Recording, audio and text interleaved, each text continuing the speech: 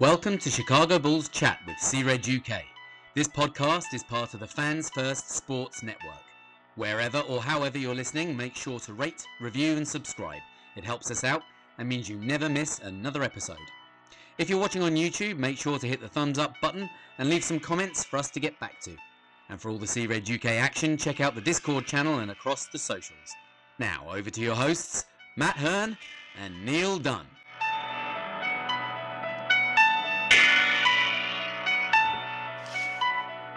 Welcome back. I'm Matt, and I am actually joined by Neill after his momentary absence. How are we doing, Neill? I'm good. Considerably upbeat when you take into account that I flew halfway around the world to watch the Bulls play possibly one of their worst games in the last 2 years. Yeah, I mean, obviously it's been a couple of weeks since we last recorded. You did fly to Chicago in that time. We were going to record last week, but you had stuff to do because guilty, going away, all that sort of stuff. Yeah. But I've got to stay in the good book, so she'll let me go again. Yeah. But we are back, and, well, I'll let you talk a little bit about your Chicago trip before we get into what else we've got to talk about, because there's a lot. There's a lot to cover, so I'll try not to do my usual waffling on too much about this, but there's just a few things I want to touch on. First of all, as I mentioned previously on the pod before I went, I brought my daughter with me. The main reason being that she wanted to see Alex Caruso play. And to answer a question that was put to me as well, she is a Bulls fan, even though she loves AC. She's a Bulls fan. She just, he was her favorite player, and so that was it. So she got to see him play, and he played pretty well. She enjoyed seeing him there, but she was disgusted seeing him in a different jersey. We had made up really cool signs as well, really funny signs to hold up, and they took them off us on the way in. Apparently, we weren't allowed to bring our own signs in. Who knew? But yeah, so that would have been good crack. But no, to glaze over it quickly, we had a fantastic time in Chicago. The weather was amazing while we were there. My daughter fell in love with the place, fell in love with the people over there and everything. So it was great. And she's definitely cemented now as a hardcore Bulls fan. She just turned 13 and she's trying to stay up till 2 or 3 o'clock in the morning to watch the games with me now. So I don't think I'm in the good books in that respect with my wife. But, I'll just try and pick and choose the games that won't affect her too badly to watch. But when we were over there, actually, I managed to get her into the Kids Nation Bulls Academy for an hour before the game, which was, well, I say she enjoyed it. I know she enjoyed it, but I think I enjoyed it almost as much as she did, to be fair. It was my first ever time stepping foot in the Advocate Centre. What a facility it is. It's absolutely stunning. I'd have to get down on my hands and knees and polish the floor for a week here in this house to get it anywhere near as shiny as the floor is there. And just the thoughts that they'd been playing on that court, like just a few hours previous, practicing was pretty mind blowing. So we went in and she got herself a free T-shirt to wear. Everybody wears the same thing. And while she was popping her T-shirt on, I was just standing at the door to go into the gym. And AK came out of the door while I was standing there. It kind of caught me on the hop. Wasn't really sure what to do. Really wish I'd had the foresight to grab my phone and get a selfie with him, but I didn't. But I did shake his hand and said, like, "Hi, Arturus," and he said hello, and then off he went. Went inside. She got to play around for an hour. She got coached by the youth squad coaches. She absolutely loved it. It was brilliant. And Randy Brown was there as well. So he was involved with about 45 minutes of the coaching. Had a little chat with them all, kind of gave him a bit of an insight as to what basketball meant for him and the trajectory of his life and how it changed everything just by handling a basketball, basically, which was really inspiring. And I got a picture with Randy before he left, which was pretty cool. And then I think he had to go and do a Q&A, didn't he? I think he was doing an Ask Us Anything on the app or on the Discord. Yeah, something between them both, wasn't it? So anyway, went in, enjoyed the game. Bulls were absolutely diabolical. It was a tough watch in that respect, but we'd great enjoyed seats the experience. Enjoyed the experience and the atmosphere. for 3 Just not the quarters game. until it started to die a death. And like Lexi turned around to me and she said to me, she's like, why are people going home? There's still like nearly a full quarter to play. You know, and I suppose when you're watching the games week in, week out, you're a season ticket holder, you don't want to stay to watch such a poor performance. But, you know, for us, we traveled that far to watch it anyway. We were hardly going to miss a second of it. Like, but yeah, so at the end of it, we went down. We spoke to Stacey King, and who's promised to come on this podcast, but has yet to respond to me since I've come home. So, anybody that listens to this that would like to hear Stacey King on the pod, please do feel free to put some pressure on him as well, because he has agreed to come on. He just needs to answer me. And Tim Sinclair as well was good enough to give us a few minutes of his time, as he always does. He's such a nice guy. And Sure. my daughter got her basketball top from her own team signed on the collar by Stacey as well, so she's thrilled with life. But one of the things I also wanted to touch on, apart from the game, was we actually happened to meet up with it being a home opener. We managed to meet up with, you know, the mainstay of Bulls Nation that tend to be involved in the likes of Twitter and the socials and everything like that. It was arranged to meet up at halftime to get a picture of us all together. So to be part of that when we're more or less outsiders, really, you know, having flown over from Ireland, we're not part of that group to that level. So to be welcomed in and part of the photo, it blew my daughter's mind anyway. And it was fantastic to have that picture. And, you know, I'm sure anyone that follows us has seen it around on the socials. So thanks to Melissa for that. She'd arranged all of that through the likes of Camille and Sophia. So if you're listening, thanks very much to all of you. And a special shout out to Briscoe as well. Derek Briscoe managed to make it up on the Jumbotron for his drip. I don't know how he managed to sway it, considering we couldn't even get posters in through the door. But he had this massive, well, I suppose it's like a WWE belt, but Chicago Bulls one that he had thrown over his shoulder for the whole thing. So, you know, I guess it depends on who you get on your way in. Some people are offended by a piece of cardboard. Some people don't mind what you bring in. But yeah, all said and done, it was a great trip. Got to see loads of Chicago. Fantastic. And I can't recommend it highly enough for people like yourself, Matt. So we need to start putting pressure on your missus so that you can go over. Yeah. Pressure on the missus and pressure on the bank manager. Well, I suppose that's a bigger part of it, isn't it? Yeah. You also got to go see MJ's. Well, I'll let you explain. What was his house? Yeah. Absolutely. It was by absolute pure fluke, and a shout out to Michael, because I know for a fact he will be listening to this. What happened was basically we were coming back from the game.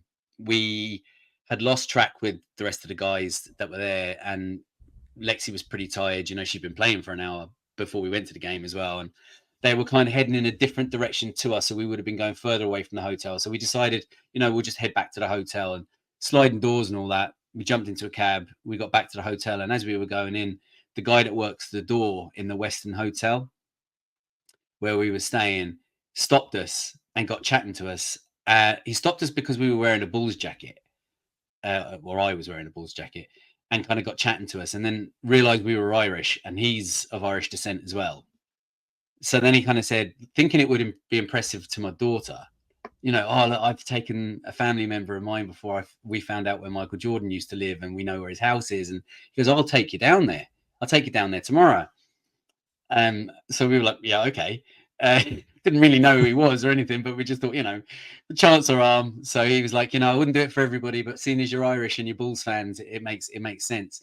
Now, at this stage, you didn't even realize that I podcast about the Bulls or we're involved with C-Reg UK to the extent we are or anything like that. So as we got chatting when we were on our way there, it was about an hour's drive to get there, just under. So he took us there. Absolute legend of a guy. Really, really nice fella. Took us there, took the pictures for us at the gates. There was actually somebody trying to get out. I'd say, presume the people that bought the house from Michael, because it just sold this year? Yeah. This year or the end of last year anyway. And he actually reversed back so we could take the pictures back inside the gate. And then when he came out, he was like, oh, no problem taking pictures. So apparently you'd be hunted in the past, but the people that have obviously bought it don't give a shite. Like, So we took our pictures there, and then fair play to Michael. He goes, right, I'll take you to the airport, save you the price of going back and getting everything. Because you throw your bags into the back of the van, and he took us to the airport. But before he did that, he took us for a proper pizza because we'd been to Giordano's, which everybody raves about. But I got talking to a few locals, and apparently it's a tourist trap. Only tourists do it. Locals won't eat there. And to be honest with you, we weren't really that impressed by it. So he brought us to kind of a local pizzeria, and the pizza was stunning. It was really, really tasty. And it wasn't like this thick. It was normal pizza. And then he brought us to the airport. So fair play. Thank you, Michael. Yeah, and that's the end of your trip. And that's the end of my trip. Sorry, took me 10 minutes to tell it, but I will be putting together a little bit of something, a few pictures and stuff from when we were there. But I just haven't had an opportunity. It's been fairly busy since I got back. Yeah, so that's your latest holiday covered. Yep, business trip. Yeah. And well, obviously there's been a lot going on in the world of Chicago Bulls after that, or during that, after it, prior to that, whatever you want to call it. Before we get into how the team's playing, obviously over the weekend they officially unveiled the 24-25 City Edition uniforms, jerseys, whatever you want to call them. Mm-hmm. We'd kind of seen like a mocked up version of it, the leaked version of it, stuff like that. But obviously it always looks different when obviously Joe Pinchin and his team take the photos and get the right sort of lighting, and they post the video, the explanation behind it all and stuff like that. You kind of, when you understand the story behind it, it kind of makes you appreciate it a little bit more, I guess. Mm-hmm. But I mean, what was your first thoughts on seeing it on the players, in the photos, the whole release? Yeah, because I know when we had Matt Peck and Big Dave on the show, it had just been released, the leak, and we were talking about it. And the big thing was milk toast. And when I first seen the jersey, it's kind of how I felt as well. I didn't really do too much for me, but I did say I wanted to see it with the full number and the shorts together. And I actually really like the shorts. The whole thing together it's okay. It's not bad. It might grow on me, I don't know, but it's okay. But I really like the shorts. But like we were talking about earlier on, I'm not going to go out and buy the jersey and the shorts together and start wearing them around.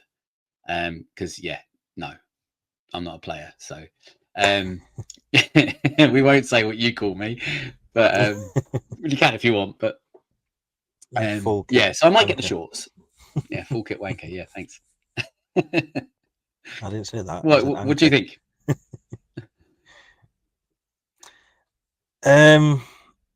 Yeah, I mean, I'm not a fan of white jerseys anyway. I'd never buy one. I think they'll probably look better when you see them when they're playing. I mean, obviously it's going around this whole recycled Mavs jersey from 2 years ago, whenever it was. Mm-hmm. That's not particularly on Bulls. That's on Nike, I'd say, more than anything. Yeah, I mean, it'd be interesting to see the cup court match it rather than being red. I think they could have maybe done something a little bit different there. Obviously, the City Edition will get worn at various times through the season anyway. That's not a cup game. Obviously, the debut in it, is it the 23rd against Grizzlies? Yeah, I think that's what I heard actually. Yeah, so like I say, I think it might look better on the game or in the games and stuff like that. But personally, I won't be buying it. I'll have a look what the other merch looks like caps and stuff like that. Yeah. And if they're all right, then might get one of them, but probably not. Yeah, I think a cap could look pretty clean actually, like that. Yeah, in that style. I mean, I have seen one on whatever site it was that's sort of white and beige and stuff like that, and I don't think I'd get it, to be fair, but yeah, we'll see. I mean, I think really they should maybe stop the City Edition jerseys at the minute, but I think they just took them too far at the minute. But on Yeah, saying that, go on. on saying that, I do like the fact that when the Bulls put that picture of Zach and he had half of last year's City edition and half of this one, so it's gone from the the Chicago Stadium to the UC. I like that side of it. It's just the designs are becoming pretty bland, and it doesn't help that the Chicago Stadium had so much character about the building, and the UC is pretty much beige. bland anyway. Yeah.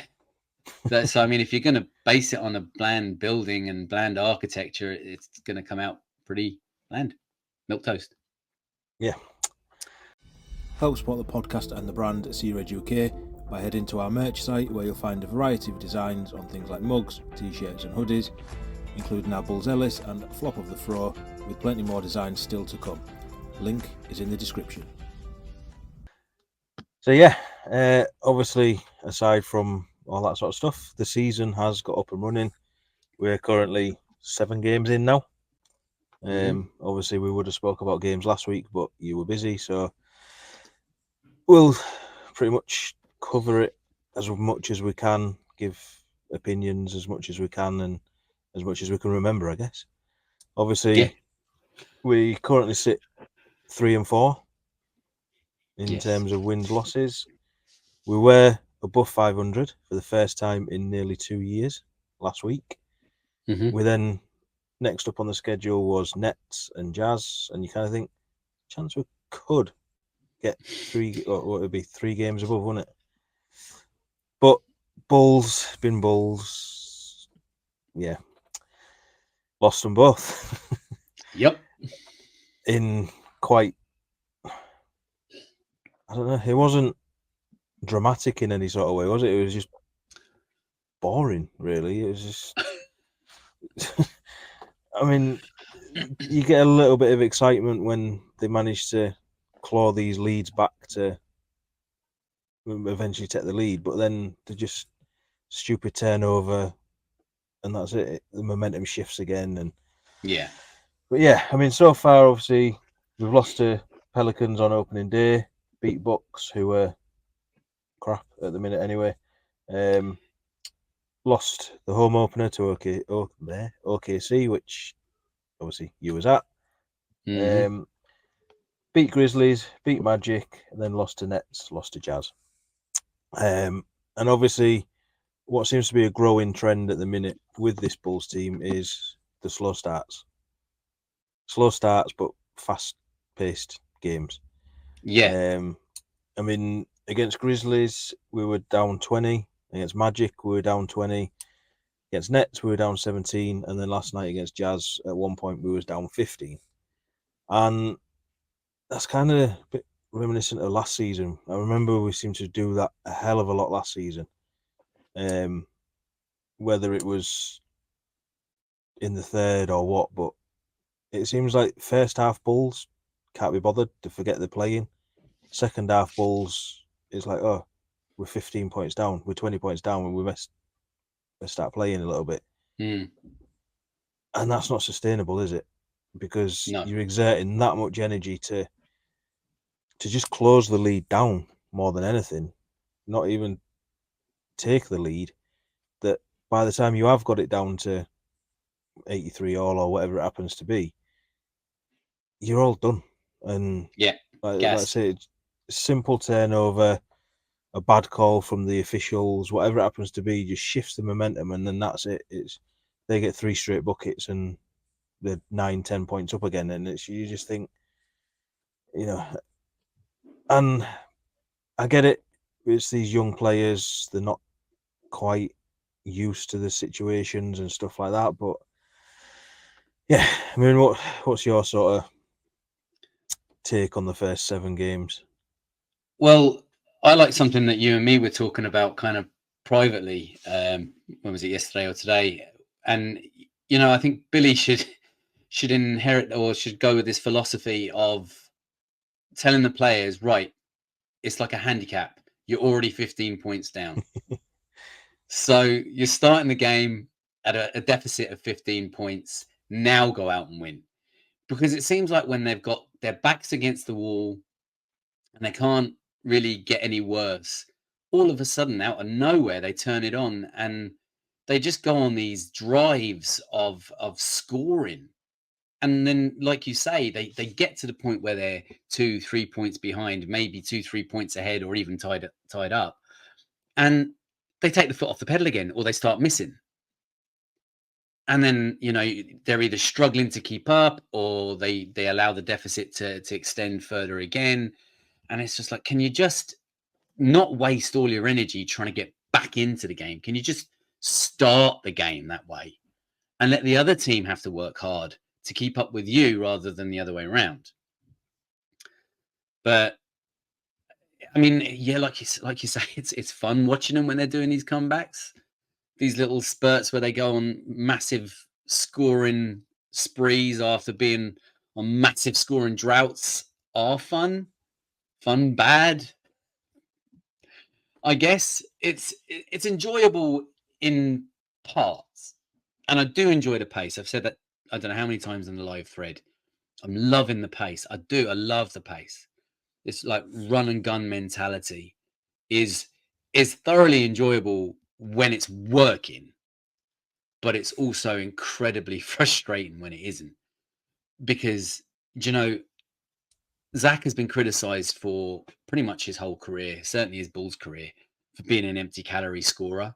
Well, at the moment, a lot of the time it feels like this is an empty calorie team because they're putting in all this hard work, they're putting in all this effort, and they get down the other end of the court and they jack up a three or they jack up a shot and it doesn't go in, and they're not in for the rebounds, and then they're running back down again. So it's transition defense to offense, which makes it for high pace and fun in that respect. It's like watching a tennis match.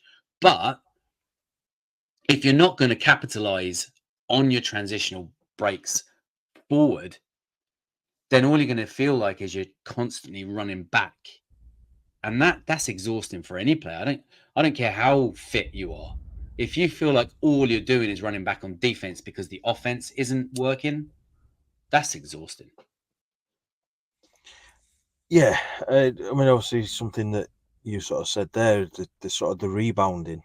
It's the amount of empty possessions we're having, and then, like you say, rather not getting back or they're struggling to get back, and the game can be level at that point. And yeah, like you said, enjoying the pace that they're playing at, and the fact that we seem to have become a 3-point shooting team in some parts. Yeah, that's been good to see. But it's when we brick the threes and then we don't get the rebounds and the ball's down the other end, it's all of a sudden it's like a 5-point swing or something like that. And it's just, I mean, Zach and Kobe seem to be our top sort of scorers, our main threat from three. But it's like I said to you the other day, everyone's praising Zach when we have these games where he's putting up 20 points in like the third quarter or whatever. But they're not mentioning the fact that he hasn't scored in the first 2 quarters. And it's like I said to you, I'd rather Zach put up 30 points through 4 quarters than 24 points through 2 quarters. You know what I mean? It's because there's no consistency there. And it was the same last night with Kobe. He was bricking shots all over the place. And then before you, like I said to you in the live thread, we're going to need a third scorer because Ayo was doing what he was doing, Vooch was doing what he was doing, and that was it. And I looked at the box score and Kobe had 10 points at that point. I think that was in the third. Then he just went crazy. And he finishes as our top point scorer last night. And it's just like, that's what we can't have because it's kind of a bit like going back to DeMar when there's only one person that's doing it. And it's like, well, that's what we wanted to get away from. And yeah, obviously, Zach getting hot, Kobe getting hot does help. It's helping with the comebacks. when they get hot, everyone else seems to go cold, and they seem to forget. Oh yeah, I need to defend as well. Mm-hmm. So I mean, obviously, the 3 points shooting, scoring, whatever you want to call it, has improved. I mean, obviously, our top percentage 3-point shooter at the minute is Jalen Smith. My new guy. With 50%, and then backing him up in second is Vooch at 48.5%. I mean, at one point, Josh Giddey was leading it, and percentage-wise, and to me, this is a bit of a worry because they're not the players that you want to see. I know Zach tends to put up more attempts, or Kobe puts up more attempts, but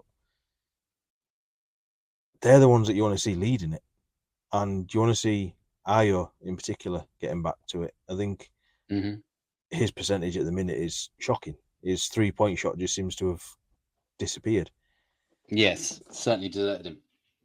I mean, so far this season, we've broke the franchise record on 3 points hit in a game. And attempted as well, aren't we? I think. Yeah, and attempts. Yeah. So in that sense, that's good to see. But yeah, it's just excuse me. We seem to do one thing right and two things wrong. And I don't know if that's down to needing a legit veteran presence, or because Zach and Vooch are vets, but are they? Well, there's Torrey Craig there as well, and Javon Carter. They'd be kind of vets too. Not sure how much they qualify to be passing down the kind of information and learning that some of the young guys need when they haven't really achieved a whole lot themselves, but they still have that veteran presence and they still have that experience within the NBA. Yeah, and I mean, in terms of Torrey Craig and Javon Carter, I guess it's pretty hard to pass it on when you're not even getting on the floor, right? Which is what we wanted to see in a way. But I think in some games we've kind of needed. It's like last night. I said, or was it last night or in the next game? Kind of feel like we just need Torrey Craig out there just to. I don't know, like his defensive brain more than anything. Do you know what I mean? And his hustle and stuff like that, just to show the young kids, right? Do this, because that's not what you're doing at the minute. I'm not really bothered what sort of stat line someone like Torrey Craig puts up, but I just think that some of these young players at the minute need that little bit of on-court leadership. Somebody that's telling them. I mean, because it's great playing at pace like they are, but it's like you said before, they're not used to it. So that's where the turnovers are coming, because we've had a lot of turnovers. A lot of turnovers. And a lot of them are coming off Giddey's passes. A lot of them are coming from players dribbling off their own foot. Zach. Will. So, and then a lot of them are just, well, you don't know. And it's like I said to you, I still don't think they're all used to playing with Giddey. No. Somebody who can throw the ball around the way that he does. Because you think, I mean, you've seen when his passes do connect, how good they are, especially with Zach cutting and stuff like that. But then you also see the ones where it's like, what the hell are you doing, Giddey? Who was that to? Do you know what I mean? Because it's gone behind the player's head, or, you can just see that player clearly wasn't ready for it, but the turnover comes from Giddey. Yes. And, so it's kind of, you don't know whose fault it is, whether it's Giddey's or the other players or what, but I mean, just sort of sticking with Giddey, obviously he did win our first player of the month of the season for October. And it looked good. I think he had a bit of a slow start maybe you get, the first couple of games, but then he had that game, was it against Grizzlies, where he hit 4 or 4 threes, and 4 or 4. the passing looked spot on. That was the game with the sideline pass into Zach running on a dive cut, wasn't it? That was some pass. And you just kind of think to yourself, I want to see it. I want to see it more. But then all of a sudden, they just get this bonehead play, and you just think, what? Just keep it simple. Do you know what I mean? We're not quite at that stage yet where we're ready for, the worldy passes to Pwill, because Pwill Showtime balls. He's in the game half the time. Yeah. I mean, what's your sort of thoughts on Giddey so far then? I know you've been a little bit more conservative, should we say? Apprehensive? Yeah. No, I think I have been. But I also can see what I see with him. And that is that there's no doubt about it. He's an absolutely incredible passer of the ball. And he can read the movement of the players very, very well and put the ball on an absolute sixpence or a dime, depending on which side of the pond you're on, right up into the right place at the right time. And it looks superb when it hits, like you say. I do also think that he's not always at fault. We talked about this the other day as well, that it's not just the other players that aren't ready for Giddey. They're not ready for the pace of the passes a lot of the time at the moment. I've seen more fumbles on passes in the last few games than I think I've seen in years of watching the game. It's not that they don't get the ball. They do, but it's not caught cleanly. And so it slows the whole flow of the move or the play down. Whereas if that was just whipping and popping around and everybody was ready for it and catching it cleanly and being able to, give a hockey assist or swing the ball, it would look so much better than it does. And it already can look good. A lot of the time it does look good. And I think that's just going to come with time and experience of playing with each other. It's like Zach said at the start of the season, you better be ready because Giddey's going to throw the ball at you, right? And I think a lot of the time they're not ready. And that includes Zach. They're not ready for the ball. Now, my negatives about Giddey, and this is, even though I'm going to say these are negatives, I also think that they are fixable issues. They are things that he can work on to improve his game going forward and may make him one hell of a player in the next 2 to 3 years. And that's if he can work on his finishing around the rim, because his finishing around the rim is diabolical, right? He does a great job of cutting to the basket or driving to the basket, getting above, getting past players. He has that open layup. He's beaten his man and he misses the layup. Now, a lot of the time that results in free throws. Fair play. Happy days. Good with that. And then he either misses them both or he splits them. So, if he could work on finishing and maybe that means building himself up a little bit more, getting a bit stronger as well, getting in the weight room, then you're now suddenly going from 1 or no points from those drives to potentially looking at 2 or 3 point plays. And that could be absolutely monumental in the moving forward of this team and the elevation of his own game. Now, I know everybody has been criticizing him for his 3-point shot. I actually have been quite surprised by the effectiveness of his 3-point shot. I mean, it's flat as hell. It has zero arc to his shot, which if he could add a little bit of that to it, maybe working with the development team and Peter Patton, maybe then they'll work on that and that'll increase his success rate with the 3, because he is being left open an awful lot on the 3 ball because people don't respect his shot. But you've got someone in Chicago at the moment who's playing, much to the surprise of a lot of people, in Zoe, that had a similar issue. He had a janky shot. He had a flat shot. And he completely re-engineered his 3-point shot. And now he's lethal from 3. So if we could do the same thing for Giddey, you're kind of really getting Giddey even closer to being like Lonzo is or was. So I'm excited for that. Yeah, I mean, my sort of thing on Giddey is when he first come in, he said his job is to make others around him better. Mm-hmm. And he does, I think. I think he's definitely helping Vooch for a start. Definitely. He's helping Zach get a lot of his easy points. But when they're not doing what they're supposed to do on the end of the passes, it makes Giddey look a little bit pedestrian. Yeah. It's like, so because he could throw what looks like an amazing dime and Zach bricks the three, or Vooch, right.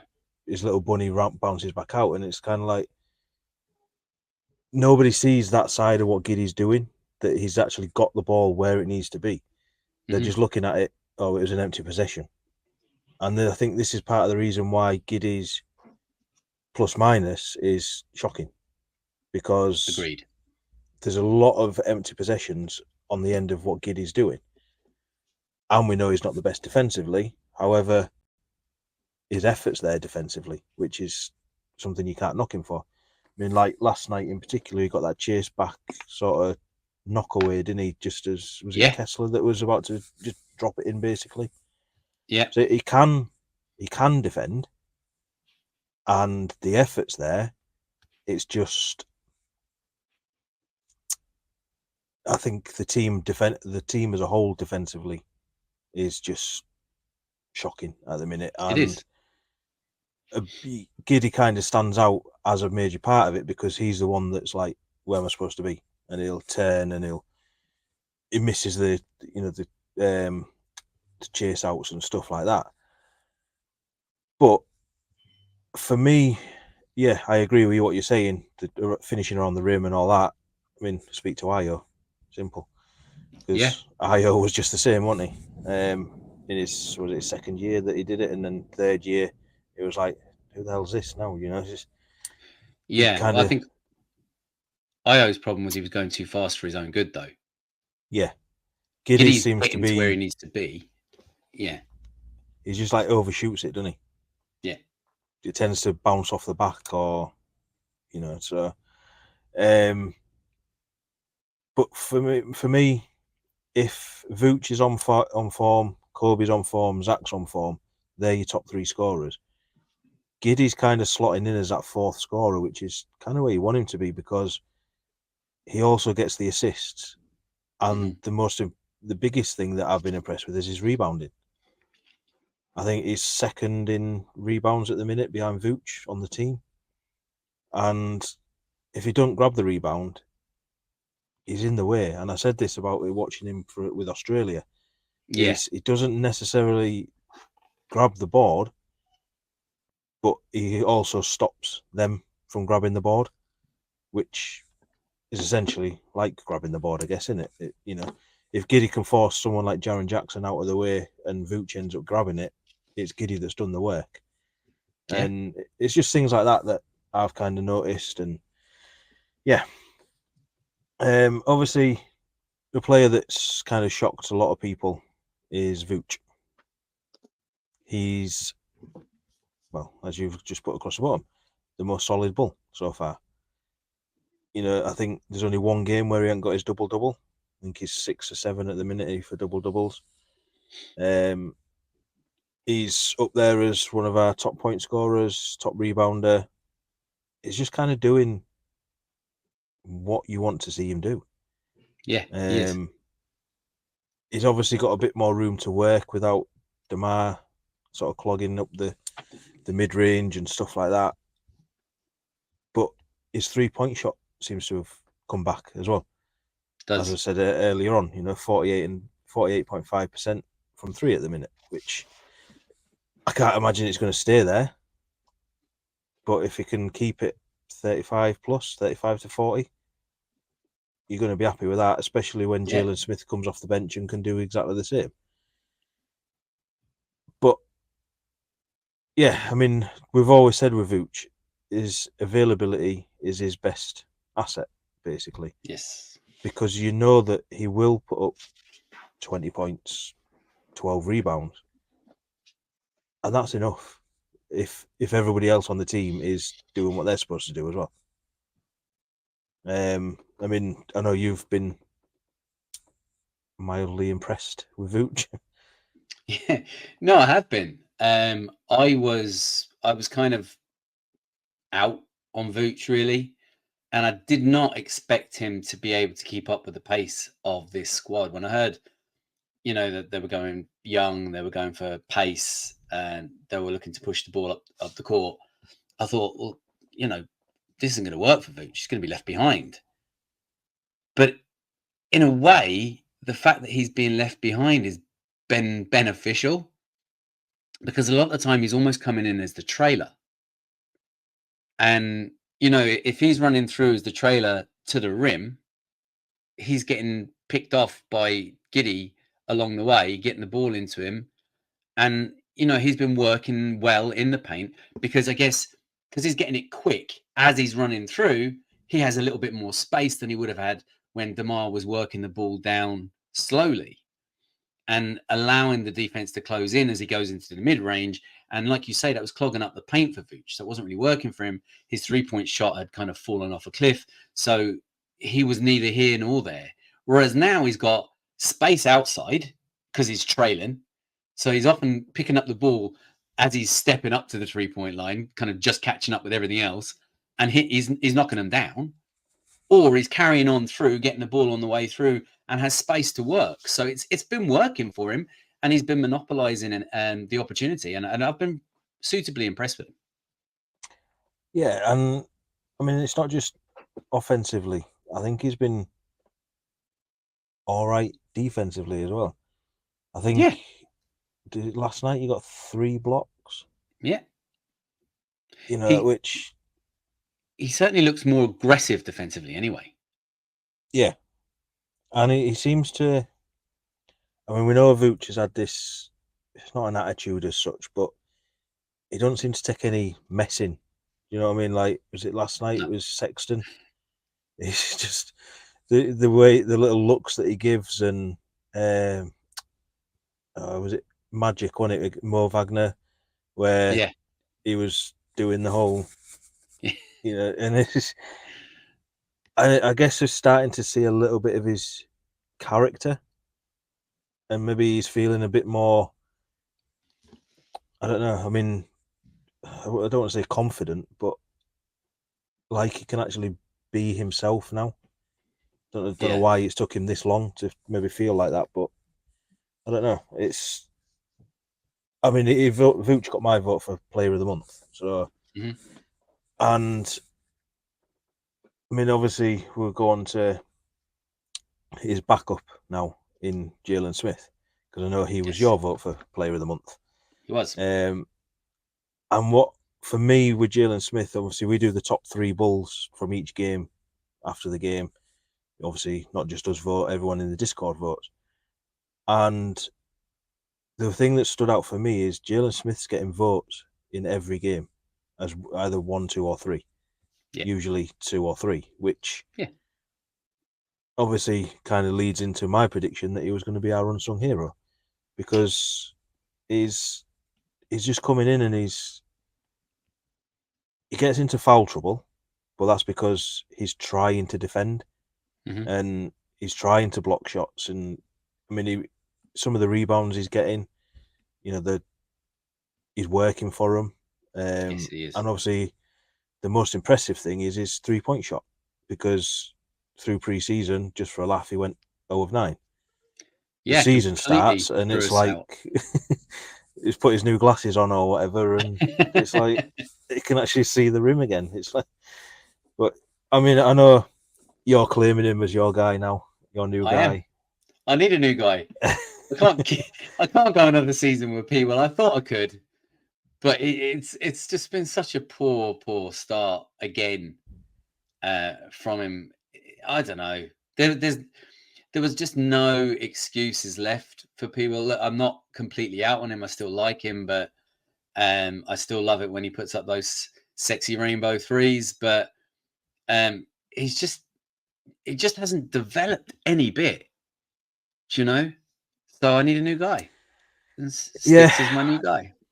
I mean, for me with Pwill, like I've said for however long now, he's just there. I don't expect anything out of him, and I don't know if it's because he's trying too much defensively that it takes away offensively, so that when he is aggressive offensively, he lacks defensively. And I mean, he fouled out last night, and he was just That's getting good. Yeah, I mean, like he was that. getting bullied by John Collins, but he wasn't backing down. Yeah, I and mean, that's how he got into foul trouble. He seems to be finding his 3-point shot again. Yeah, Struggled at the slowly. start, and he's shown a little bit of aggression going to the rim as well. And but it's like I said in the thread last night, I'd be quite intrigued to see a little bit of Jalen Smith at the 4 alongside Vooch, because you kind of know what we're getting with Jalen Smith now. We don't know what we're getting with Pwill. I mean, the rebounding from Pwill has come on until last night. I think he was getting above 5 a game, and then last night he got like 2 or whatever. Went back to the good old Pwill. And yeah, I mean, I don't know. I kind of expect Pwill to have the odd good game and then 3 bad games and just be Pwill basically. And I mean, I tried to hang on in there with him for so long. I know we kind of skipped over Jalen Smith a little bit, but I know we're not the only ones that have been impressed with him. No. You know, and what game was it he missed? Was it the Grizzlies game? It was not the last game, the one before. So that was Magic. The loss. It was Magic, wasn't it? Because it was Magic. Yeah, Magic. And at times you could see the effect of him not being there. I mean, Sonogo stepped in and he did Sonogo things, but a little bit of more sort of garbage minutes, really, wasn't it, for Sonogo? I know he was getting in through the game, but it was like 2 minutes and then sit down, 2 minutes, sit down sort of thing. And yeah, I just think we've got a decent backup by getting Smith, so that we're not really going to miss Drummond all that much. And yeah, I mean, one more player to talk about before we look ahead to the next few games. Somebody a lot of people would prefer to start over Pwill. Had a little bit of a trip down to the G League, or Windy City Bulls, on Saturday, which sent Bulls Nation all over the place, spiraling crazy, and that is obviously Matas Buzelis. Yes. Billy did say before the start of the season that he would possibly spend time with Windy City. I mean, he went down Saturday, and let's say it sent Bulls Nation all over. I did sort of say that he'll be back up tomorrow because Windy City aren't even playing. I thought it was this week that Windy City played, but I think it's next week. And it was just because Bulls had the day off, but they obviously wanted to get Matas some minutes on the court, or on a court. And obviously he scrimmaged with, was it the Iowa Wolves? They had a scrimmage against. And obviously you don't want to see your 11th pick drop into the G League. But you also don't want to see him being a coach's DMP. Right. And as we were discussing earlier in the chat, it's a bit of a vicious circle at the minute with him, isn't it? Because he's getting minutes, or he has got minutes, but he's not doing a lot in them minutes, and then he loses minutes. So it's like, how do you expect him to do anything when you're not going to give him the minutes? And then when he gets the minutes, he doesn't do anything. And it's like, you seem to be going round and round. And obviously the risk of sending him to Windy City is that you destroy his confidence that way, but then you destroy his confidence by letting him get cooked every night and not performing at a level that he thinks he can in the NBA. Mm-hmm. So I'm personally not that mad at him getting minutes potentially with Windy City, because I've not been that impressed in the minutes that he's had. No. Yeah. Okay. Pre-season, he looked great. Regular season so far, he has kind of looked lost in the systems. You know, I don't think he's looked like the same player as he did in pre-season, whether that's because he hasn't had enough tick to find his feet or I don't know. But so let me ask you this. Would you be okay with him going down to the Windy City just for training and practice? Or are you okay with him going down to Windy City and actually playing in the teams? Yeah, I mean, ideally, I don't mind him going down for practice. That's what they're there for at the end of the day. Right. If he's not getting minutes in the NBA, then he needs to get some time doing what he needs to do somewhere. And if that's in practice with Windy City when the rest of the team are having a day off, then yeah, fine. I don't think I'd be that mad about seeing him play, but it depends on the circumstances around it. I mean, I think it's, like I said, next week, Windy City's first game. Up until then, how many minutes is he going to have in the NBA? You know, and you kind of think that you want to see him, because he's going to be the guy, basically, if he goes down to Windy City, isn't he? Oh, They're going to run everything through him. They're going to put the ball in his hand. They're going to let him shoot. They're going to see how he is defensively. And sometimes that can be needed just to boost his confidence back up a little. And I know he's confident. It's going to take a lot to destroy his confidence. But there's speaking confidently and there's playing confidently.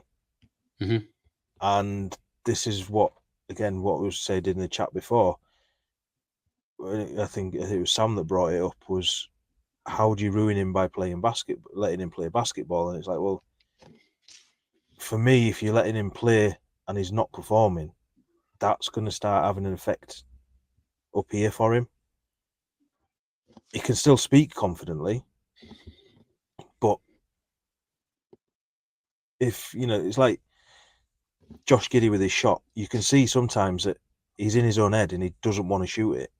Mm-hmm. And that's not what you want to see from someone like Matas, who has this amount of confidence and then all of a sudden doubting himself on the court, because then that way he's not going to improve.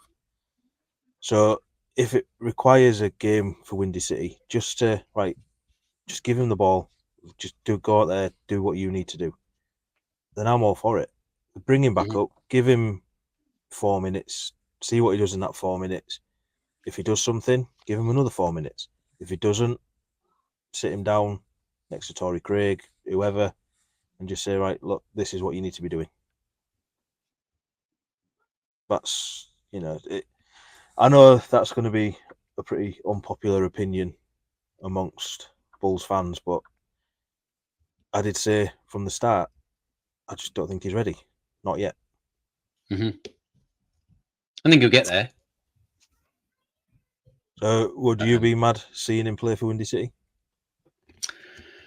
I'm just trying to think and we know he's got confidence, but what would be the most damaging for his confidence? Would it be feeling like, oh, here I go again, I'm back in the G League? Or would it be, okay, I'm here, I'm in the NBA, but I'm getting killed? And I kind of think that it could be the former. I think being down in the G League could get in his head more than struggling in the NBA, because he has that kind of dog mentality that if he's getting beaten and feels like he's not good enough, he'll nearly kind of go, well, I'll show you, I'll prove you wrong, and I'll get myself good enough. Whereas I think if he's back down in the Windy City after already having played in the G League, he may very well kind of go, well, I'm not getting anywhere. Like, and I do think it could be potentially the more damaging of the two. As for practice, absolutely go down there, get some practice, run through some workouts, some drills, some fitness, keep playing, because a young guy like that needs to keep playing ball, and then bring him up and give him some minutes. But he needs to get the minutes. He needs, and I think the problem is a lot of the games so far for the Bulls have been pretty close because they've been chasing games or they've been just trying to keep their nose in front. And those sorts of games are no good for Mattis because he's not going to see minutes in those kind of games. We need a few games where we're either a landslide ahead or a landslide behind, and then put him in and let him kind of get a bit of tick, because it's NBA. Okay, it may be garbage time, but it's still NBA minutes. And I think that could be better for him mentally.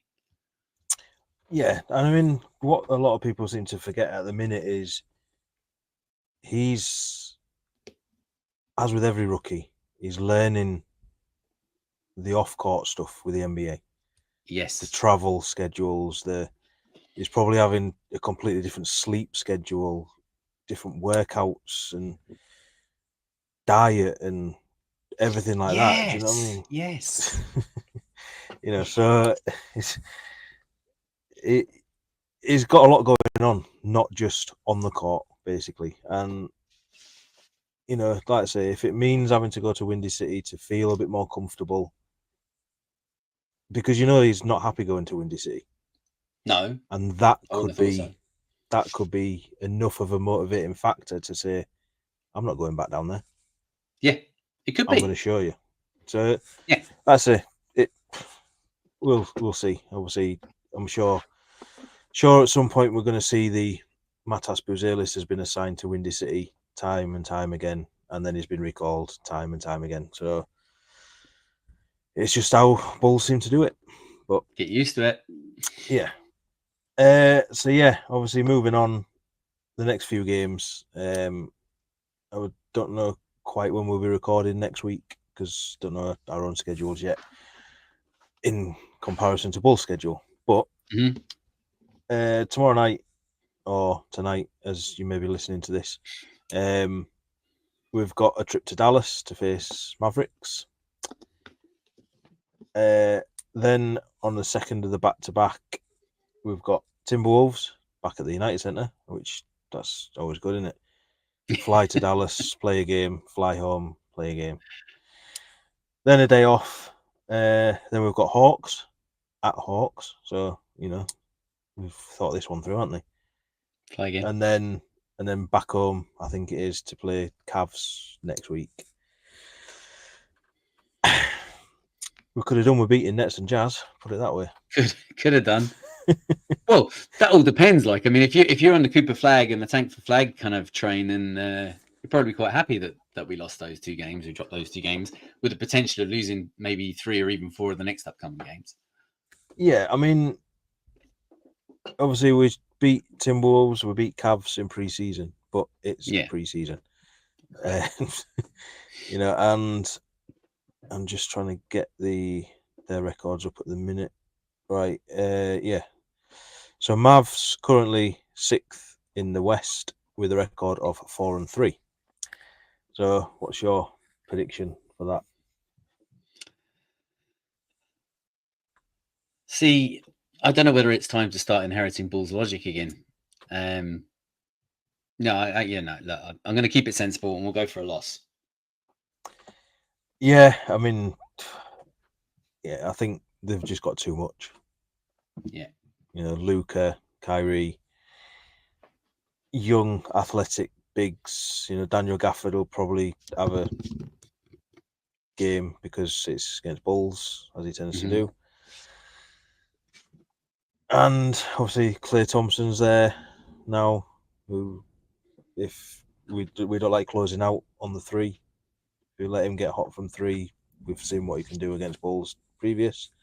Yep. So, yeah, it could be a long night. I mean, it's a 1:30 tip again. Stupid time. Why? The only good thing about it was it actually tipped off on time. Yeah, I which know. got you I'm always sitting there waiting for like 5-10 minutes, kind of going, well, let's start.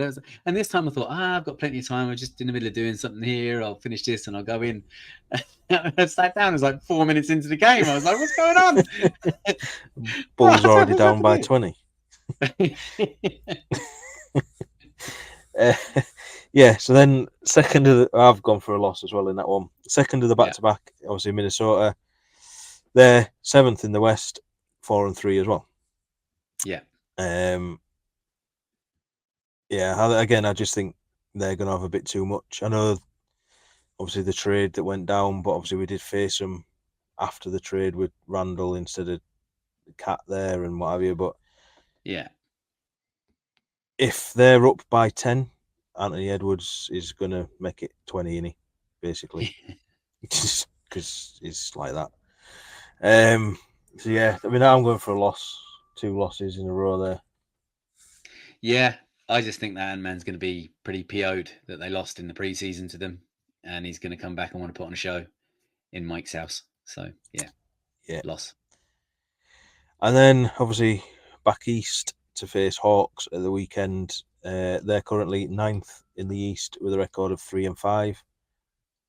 I mean, I looked at their box score last night and I think Trae Young got 2 points or something ridiculous. Oh, really? I don't know if he left the game injured, and I keep forgetting to have a look, but I wouldn't be mad if he did and he doesn't play because I can't stand him. So, yeah, I mean, you got to look at this as one that you need to win. Mm-hmm. And could win, should win, probably lose. I mean, I'm going to go with a win. I am too. I think at that stage we'll have dropped a few in a row, so that'd be the one we're due to win. Yeah, like you said though, Bulls logic will probably beat Mavs, Timberwolves, and then get blown out by Hawks. So. Lose the Hawks, yeah. And then we'll do the Cleveland one just to thingy. Obviously, the records will probably change a hell of a lot by then. But Cavs are currently 8-0. Mm-hmm. We obviously broke their confidence in pre-season by beating them twice. Yeah. Clearly. Yeah. Completely destroyed them. They haven't recovered. No.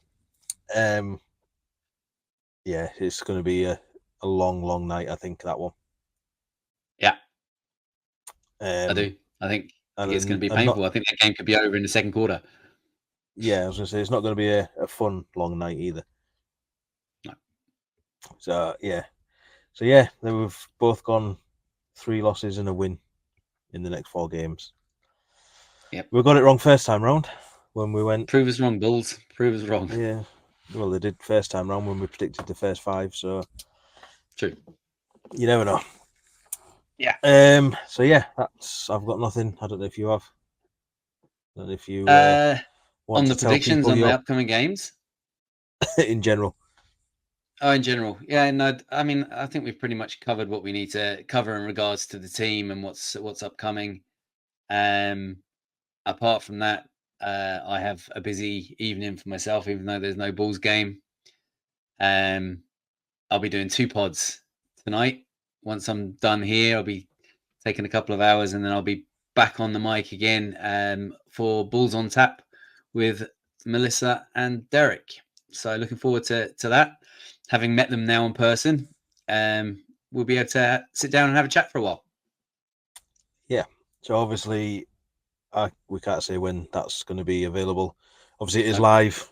So if you are up at, is it 12:30 our time? 12:30 Irish time, UK time. Yeah. So if you are for some reason up at that time, then check it out. If not, they'll drop it in the audios at some point. I'd have thought for you to check out. But obviously, well, you've already checked this one out, so make sure you give us a like, subscribe, all that sort of stuff. We have now hit 150 on YouTube. It was a long-term goal of ours, and we achieved it. We know our level. But stay in our lane. Yeah.